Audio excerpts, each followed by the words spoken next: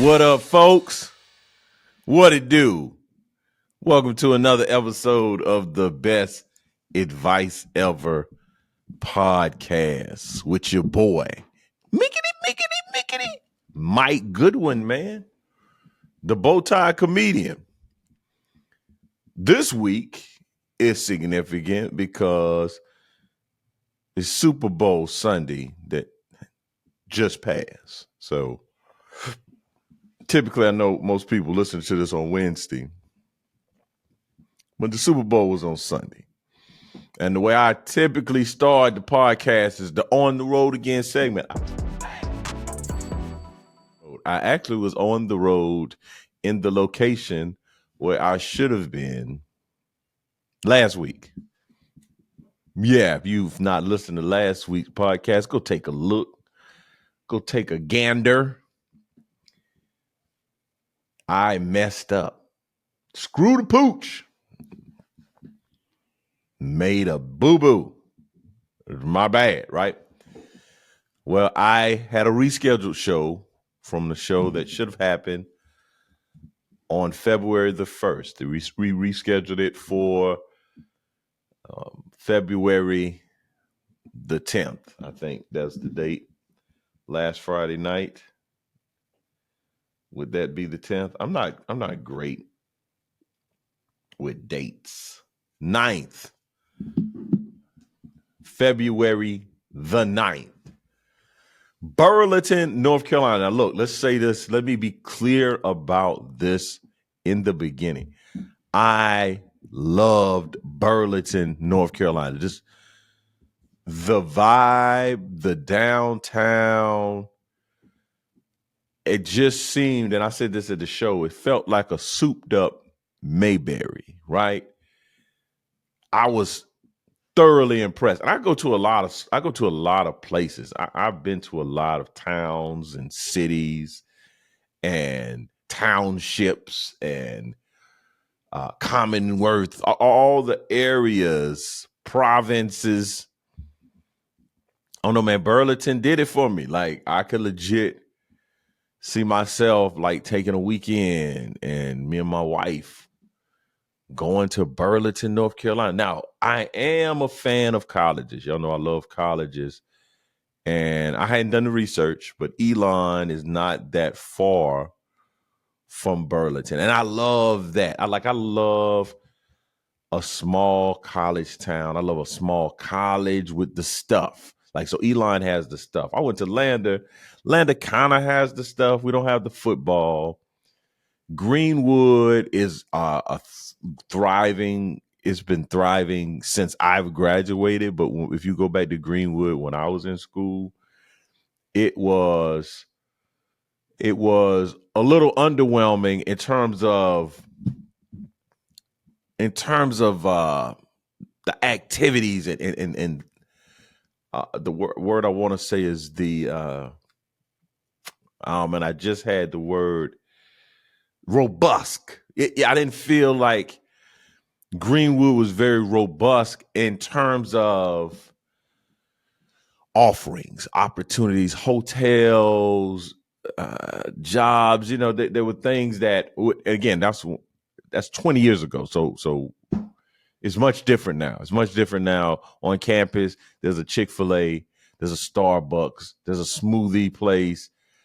I'm thinking Lander now, modern day, would probably fit some of what I would have been looking for. And it fit a lot of it. Like, I fit a lot of it. And the reason for me that I was at Lander was I didn't do well academically. Like, my wife, that's not the case. My wife did very well academically and was offered a pretty sizable scholarship. She worked at a local doctor's office. So she had the things that could help accompany her education. So in her case, you know, Lander checked the boxes. I would have wanted just a little bit more as it relates to a social scene, a chess club. Now, again, there may have been a chess club in Greenwood at the time. I didn't find it. I probably looked around for one for a minute and it was like, yeah, I don't see it. I'm good. But modern day Greenwood, very, very impressive. Because I mean, one thing I used to say when I was in school, there's a lot of places to eat. You can find somewhere to eat in Greenwood, and I'm thinking more about the arts and the opportunities. That I guess Burlington, to me, their downtown was just situated in such a manner where there was a theater, there were restaurants, and Greenwood has a downtown. It's just disjointed. It's not connected to the campus. And it doesn't feel inviting. Like you're not very, it didn't shout out to like, hey man, come kick it down here. Like in Columbia, there's a variety of places. I think the college place you would say would be 5 Points, but you can go to the Vista. You can go to downtown. You can go on campus or at least close to campus. Again, not trying to compare Columbia to Greenwood. I'm just thinking that a Burlington, North Carolina would have been the type of place that I really like. Wow, I enjoy. Like Davison. Davison is a great example of a small college town. Clinton, not so much.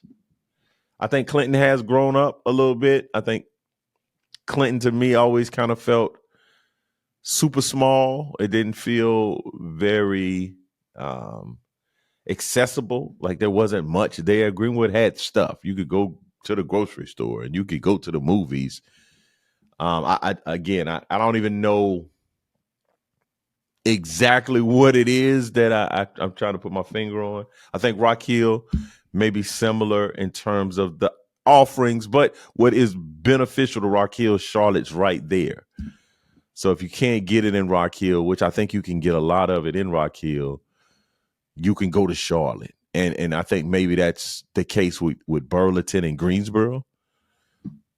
Maybe Burlington, you got a nice little situation. But if you want to soup it up a little bit, you want to go to North Carolina A&T homecoming, you could float over there to Greensboro. You want to go to the Greensboro Civic Center, catch a ACC tournament game, you could do that. So that's why I think maybe there's nothing in that regard for Greenwood. Really, Greenwood is that for other people. Like if you're at Erskine and you want to get some more juice, you want to go to the Walmart, you want to watch a movie, you got to come to Greenwood. Abbeville is the same. If you're in Abbeville, you come over to Greenwood for the juice. I want it to be in a place that you could go and get the juice. And I think Greenville probably is the juice for Greenwood, but it's farther than I want to. I desire to drive in a. So yeah, similar to that, I think the juice is one of those things. Like Davison's not very far. Well, right a couple of X's up in Charlotte. You got Burlington, not very far from Greensboro.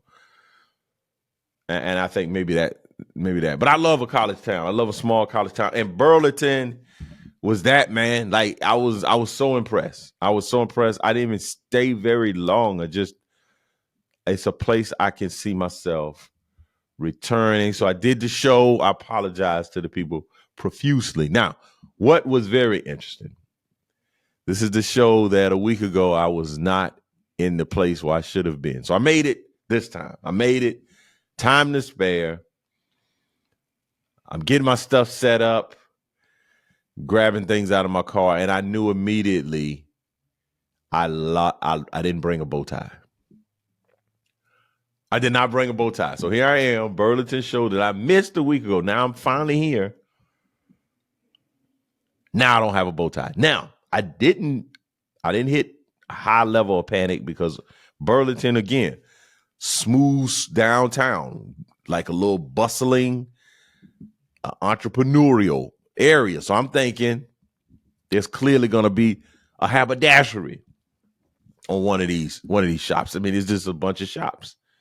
Surely there's somebody that's selling some bow tie. I mean, this is the perfect place to sell a bow tie. I would even get an Elon bow tie. Like if it just had Elon on the bow tie, it didn't matter. I just needed a bow tie. Guess what? No bow ties. Not only was there not a place to buy bow ties, if there would have been a place, the owners would have left. Because apparently on Friday, that's how it was in Lander.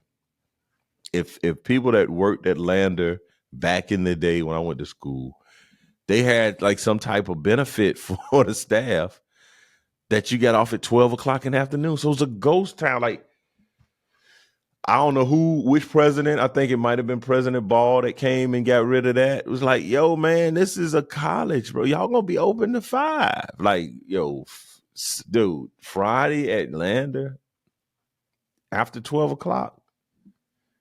And then you wonder, like, why are people leaving campus? Yeah, because you got stuff closed. You give us this. This is a culture you've created. Dry campus, half days on Friday.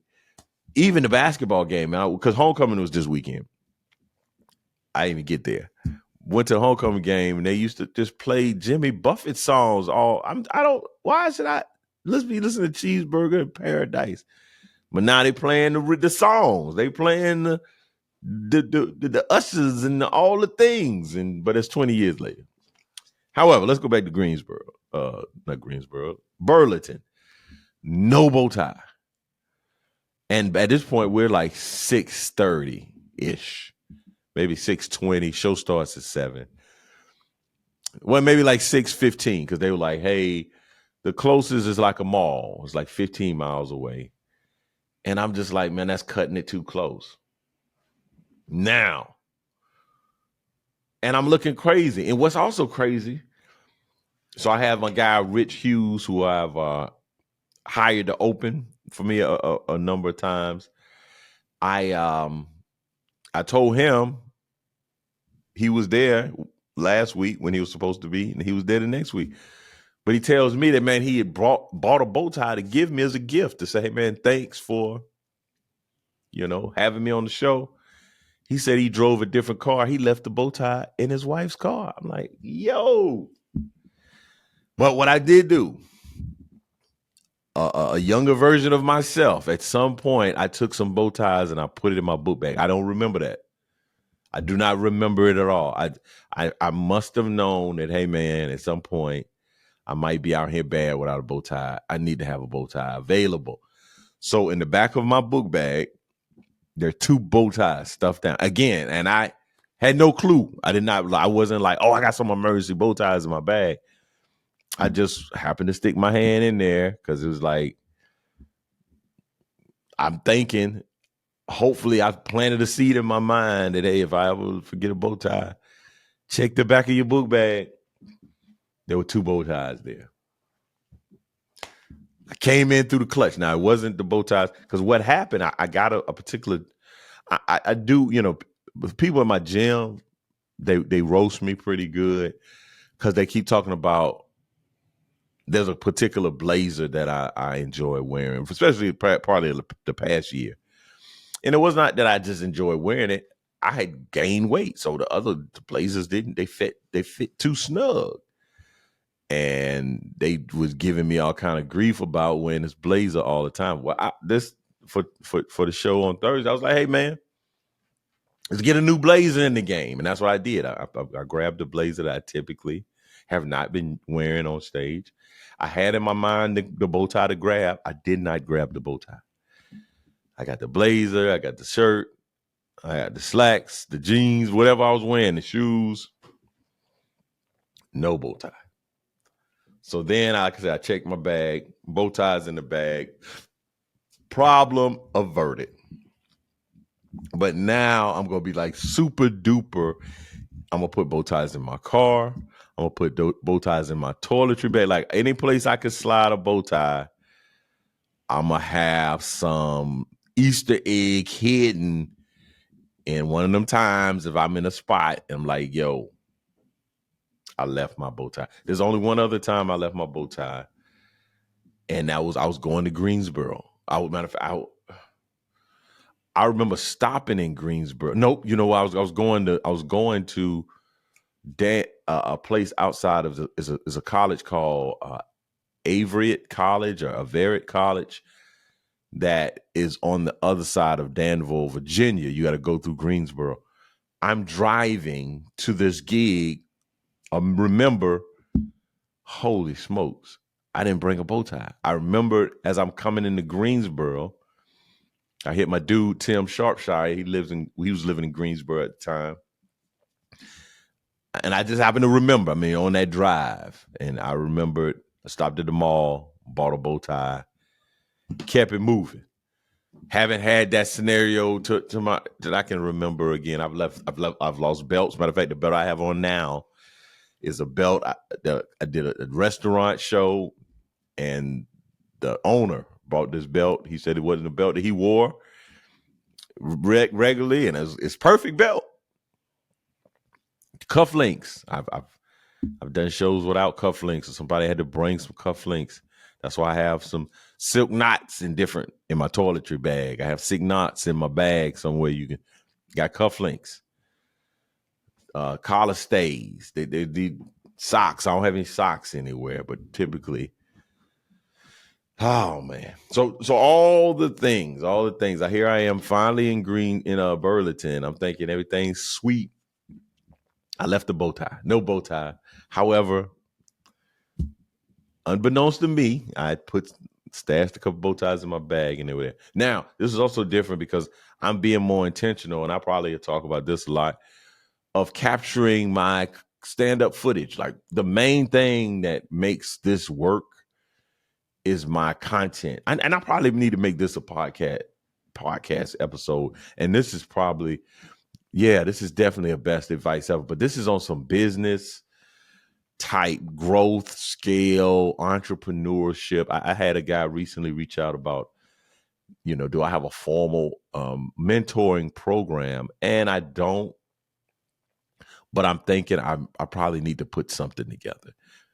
I've worked with speakers to help them in their communication ability and skills, but I can help a comedian, that the right ones, the ones that have have a desire to excel, and maybe in an unorthodox way. Again, back to missing the show last week. I was talking to a comedian buddy of mine. He was like, "Hey man, you know who wouldn't have missed that show? A broke comedian." So I've surpassed being a broke comedian. I'm not overly concerned about money. That's not like what the motivation is to accept gigs, turn down gigs. Like, I'm saying no at a pretty high rate for opportunities. I'm able to say, no, I'm a pass on that. We just got on a call with the folks that helped me with my social media to talk about merchandising. And right now I sell t-shirts. It's a little mom and pop situation. But what the gentlemen are talking about is like expanding it. Hats, mugs, t-shirts, like real legitimate merchandising that is outside of my hands, and I'm excited about it. So I am very mindful of what it takes to excel and do well and to flourish in a particular genre, especially flourish in what I'm doing. Kind of forgot what led me down that train of thought. But yeah, that's kind of where we are with On the Road. And then the Super Bowl just recently happened. I had no dog in that fight. I enjoyed the Super Bowl. My son asked me, basically, was I interested in the Super Bowl, because some folks at church were just saying that they wanted to watch the Usher show, halftime presentation, whatever. I'm like, no, I've always been interested in the Super Bowl. Even like my team, I ain't gonna say I'm a Vikings fan. If there's a team that I would cheer for, it's the Vikings. But yeah, Vikings haven't been in no Super Bowl. I mean, I think we made it to the NFC NFC championship game a few times in my existence. I remember one time we lost to the Falcons, and then they went and got buzzsawed. Funny thing about that Super Bowl. It is not funny, but it just always stands out, rings out. Well, they give a NFL Man of the Year award to a player. Well, that particular year, there was a player that was announced as the NFL Man of the Year. I'm not going to say this guy's name. I don't know this gentleman. This is public record. You can go and find it. It's not very difficult. This man was named the NFL Man of the Year like that Saturday. Week of the Super Bowl, he's caught in a car with a prostitute on Monday. Bruh, what are we doing out here? Well, I know what I'm doing. I'm about to share what you've been waiting for, the best advice ever.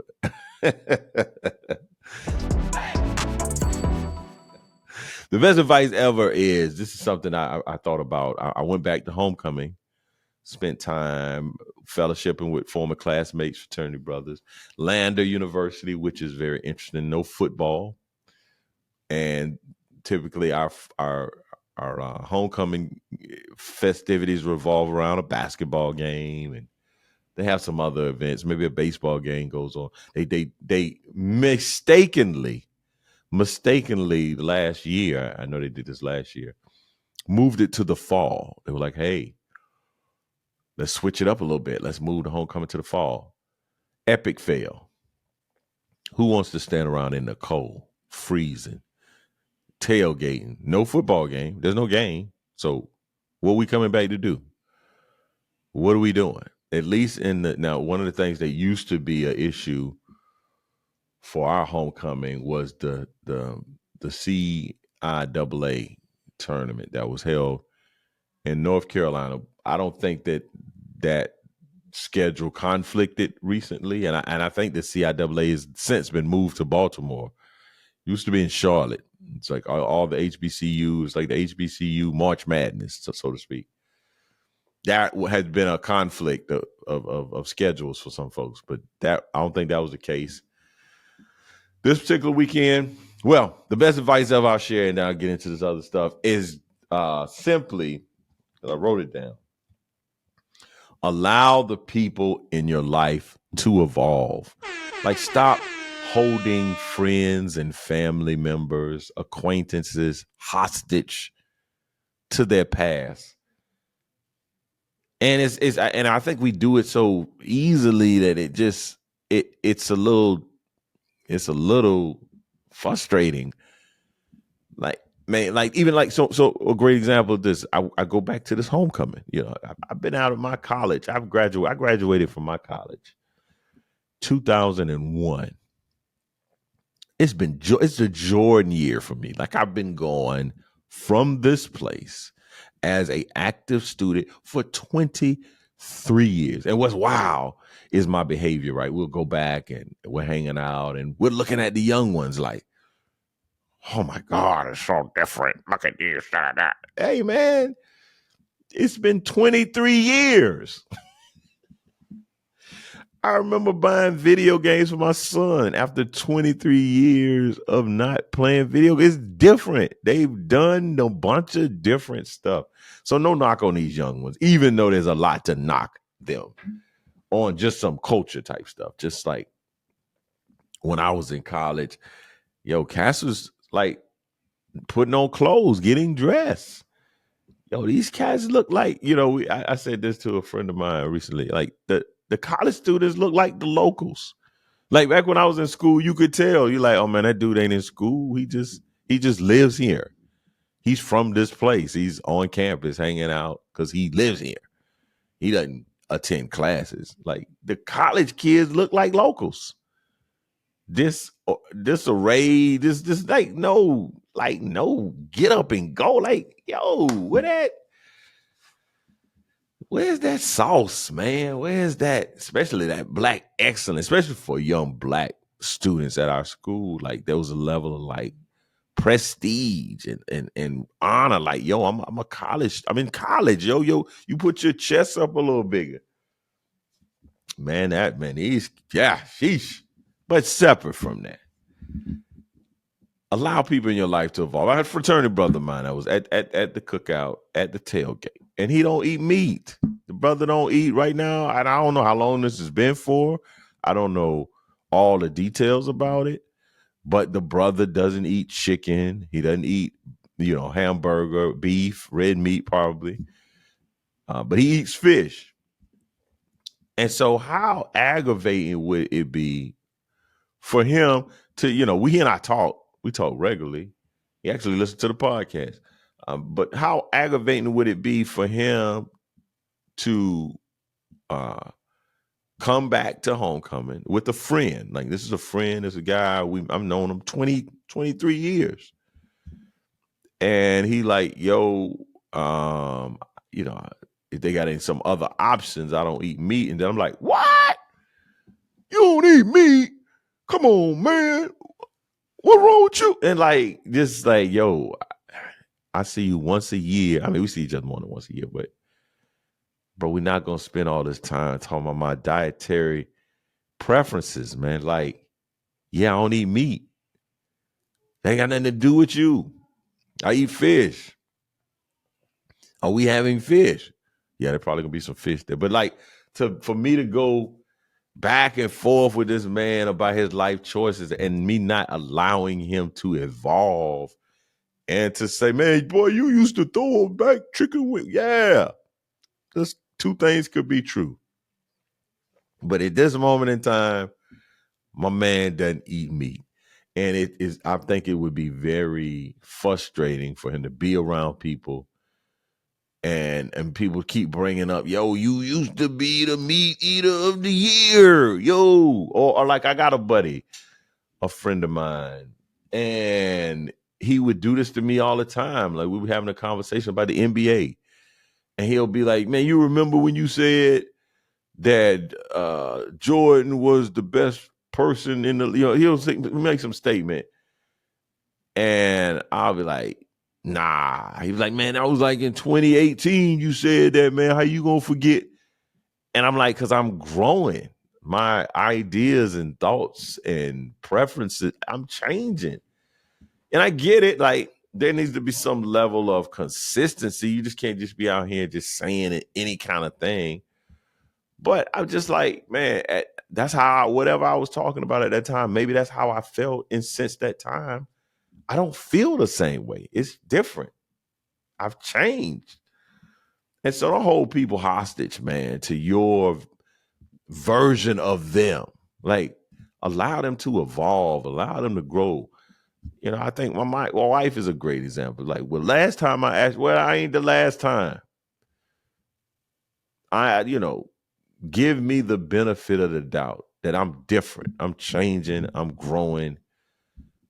I'm not the Mike Goodwin that you met in 1998 on Landis campus. Like, I'm a version of that guy. Like, I'm still a guy, but I'm not him.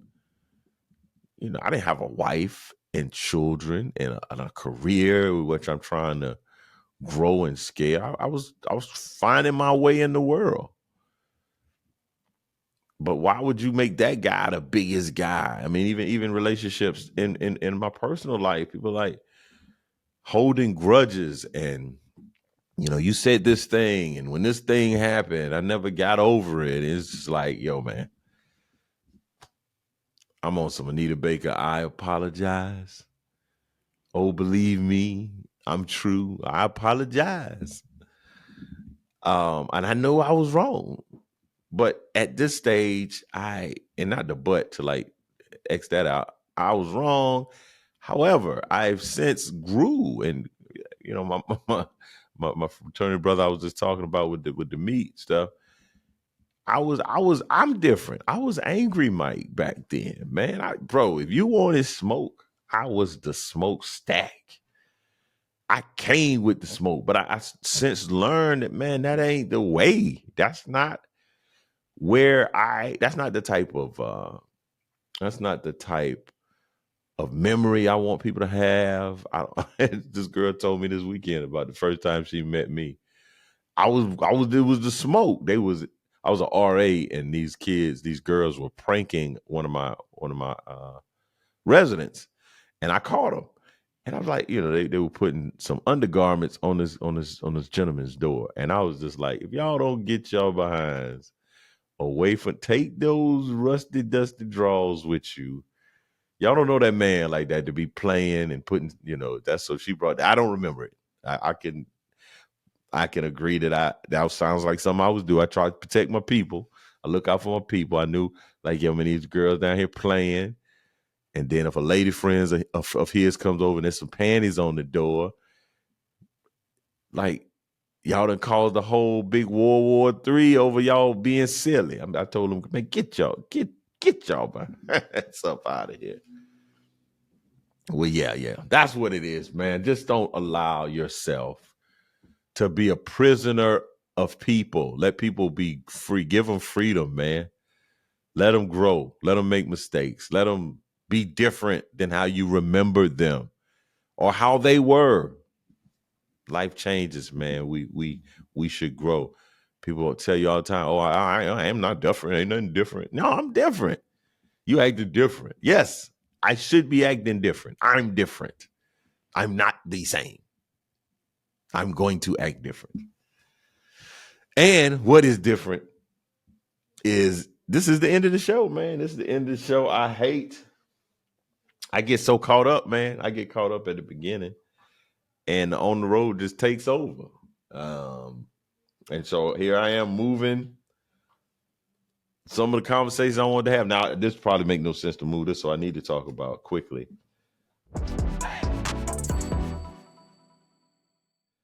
What you're not going to do is charge me $391 a night to get a regular hotel room at the Super Bowl. That's the issue. At the Super Bowl prices, they had pre-Super Bowl, Super Bowl's in Vegas. The ticket prices, hotels typically on average were $161 prior to the Super Bowl. The week of the Super Bowl, on average, $391. Also, the average Super Bowl ticket, $8,000. So the range between $10,000 to $12,000 for a Super Bowl ticket. But y'all don't want to pay me to come tell these jokes? Come on, man. What you're not going to do is be paying $8,000 for Super Bowl experience, and you're not going to pay me for my jokes. I'm going to talk about in a future one the ice sculpture that I discovered. I'm going to make a note of that, and I'll tell y'all the ice sculpture story.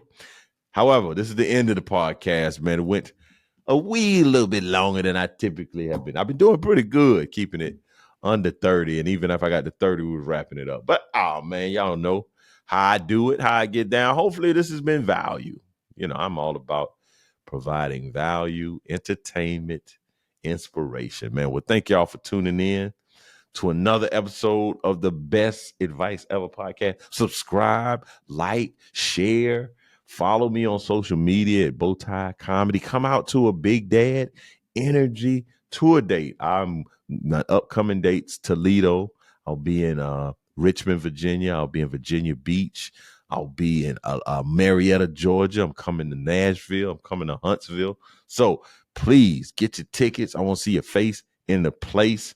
But this is the end of the podcast. So I'll see you next bat channel, next bat time, same place. You could have been anywhere in the world, but you're here with me, and I appreciate it. See you next time. Peace.